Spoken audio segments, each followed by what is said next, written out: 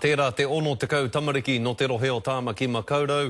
E tū takarere wā ana ki te whakaū i tō rātou mana ki te ao Waiata i te whakatūnga mai o te tira puoro rangatahi hou o Tāmaki.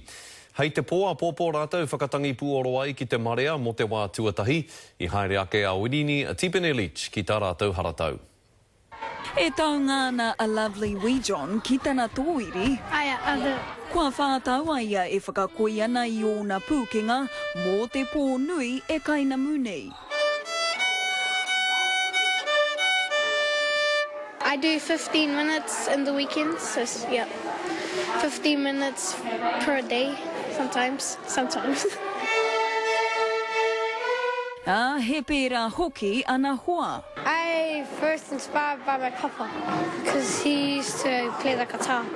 He stopped playing it. My dad inspired me, because he taught me like how to sing and stuff. And every time I heard him, I tried it out too. Rest. Koni te rua rau rima te kaunga ākonga e ono ki te kaumārua tau te pakeke o Sistema Aotearoa. Very good, Charles. You're sounding really lovely. Mainly my mum and dad made me play it. I always wanted to leave, but then they said no, that I could actually get somewhere with Sistema and they could take me around the world. We see that Sistema Aotearoa grows a great deal of confidence in our children, from perhaps not wanting to stand up and even play an instrument or do anything in front of their peer groups or their families and whānau, to being able to quite happily stand and do solo performances.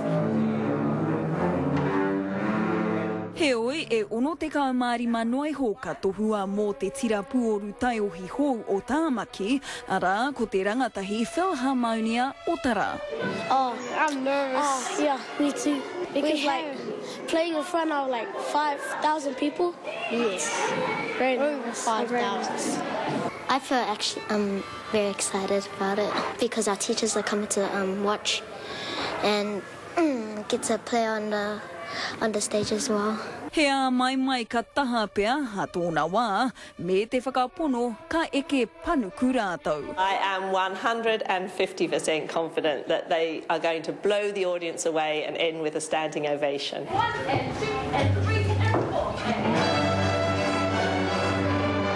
He kohanua mō te tīkiti, ai kai te wā te atonu ki te pae tukutuku a te tira puoru o Tāmaki Makaurau, e iri ana. Wirini Tipene Leach, te karere.